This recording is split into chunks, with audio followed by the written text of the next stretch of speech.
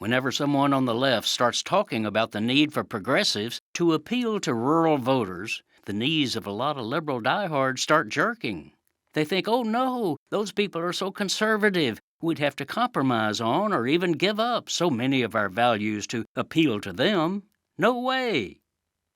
False.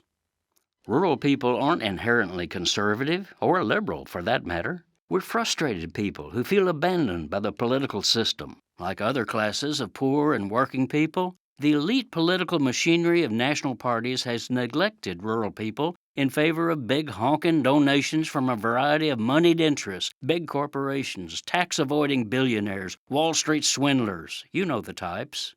But, I hear you say, but look at where all these book bans and trans bans and racial education bans are happening. Rural people vote for these things. That means they're conservative.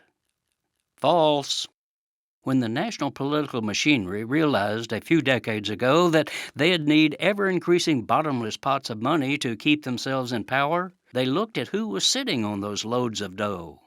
Not surprisingly, they didn't see oodles of cash rolling in from the people in rural areas. So, bizarrely, the Democratic Party, which claims to be on the side of everyday people, simply gave up on the rural grassroots, letting our local and regional political networks fall apart. And Republicans didn't worry too much because they knew they had an easy go-to for getting actual conservatives to the polls: culture wars.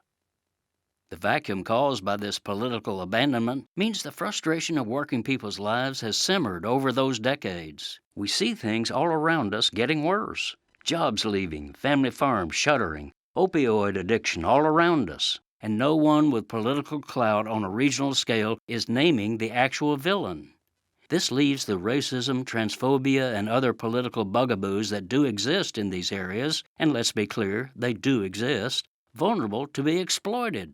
So it's not that rural areas don't have any racism or gender hatred or other latent ugliness, it's that there's no structural pushback to keep it cornered and powerless. Without counter-narratives about what's really happening to their local lives, without the structures of relationships and having impact right in their own communities, it's easy to conjure up scapegoats. Republican operatives know this. But Democrats on the national level just see Republicans getting votes, and liberals and progressives who don't live or work on political projects in those areas write those people off as rubes and racists. Meanwhile, actual rural people are left with the same crappy economic and social policies, championed by both Democrats and Republicans, that have robbed them of their livelihoods. Doran Schrantz pointed out that so-called swing voters are not swing in the whimsical sense the word denotes. They're volatile voters. They won't change and will vote for whoever the last person was not. They think they're voting against a system that doesn't work for them. Can you blame them?